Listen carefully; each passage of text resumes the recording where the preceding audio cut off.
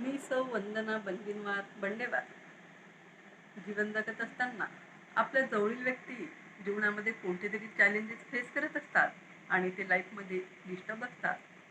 त्याचा परिणाम त्यांच्या सर्वच एरियावर निगेटिव्हली झालेला असतो. सोबतच आपणही त्यांच्या काळजीने अफेक्ट झालेले असतं आणि निगेटिव्ह रिझल्ट आपल्या लाईफमध्ये चालू होतात. मग आपण जर त्या व्यक्तीला त्या चॅलेंजेसमधनं बाहेर काढू शकू तर फारच छान. आणि हे पॉसिबल आहे. मग हे challenges about health, wealth, relations आणि इमोशन्सबद्दल असू शकतात.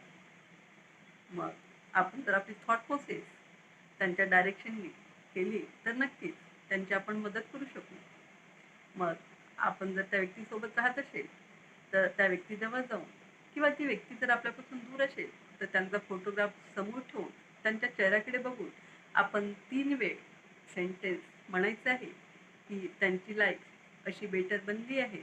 आणि 3 वेळ जर भगवंताला ग्रॅटिट्यूड व्यक्त केला दिवसातून 2 वेळ सकाळ आणि सायंकाळ कोणत्या वेळेस, तर नक्कीच जोपर्यंत त्यांचा प्रॉब्लेम सॉल्व्ह होत नाही तोपर्यंत ही प्रोसेस जर चालू ठेवली तर नक्कीच पूर्णपणे ते या चॅलेंजेसमधनं बाहेर निघू शकतात.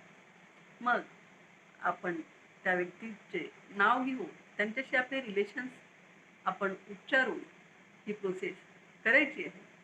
मग मी जर विचार करायला लागेल की माझी फ्रेंड पूर्णपणे हेल्दी झाली आहे, माझी फ्रेंड पूर्णपणे हेल्दी झाली आहे, माझी फ्रेंड पूर्णपणे हेल्दी झाली आहे, त्याबद्दल भगवंताला धन्यवाद, धन्यवाद, धन्यवाद.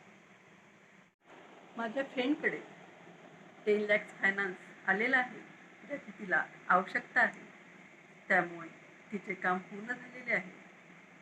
तसेच माझ्या फ्रेंडचे रिलेशन्स त्या व्यक्तीशी खूप छान झाले आहे. माझी फ्रेंड इमोशनली स्ट्रॉंग झाली आहे. अशा प्रकारे जेव्हा आपण विचार करायला लागू तर नक्कीच ते पूर्णपणे हील झालेले असेल. हा कंटेंट जर तुम्हाला आवडला असेल तर नक्कीच लाईक आणि कमेंट करा. एकदा जर माझ्या चॅनलला सबस्क्राईब केले तर आत्तापर्यंतचे सर्व कंटेंट तुम्हाला अवेलेबल होतील आणि तुमची लाईफ बेटर व्हायला मदत होईल. Thank you, thank you, thank you.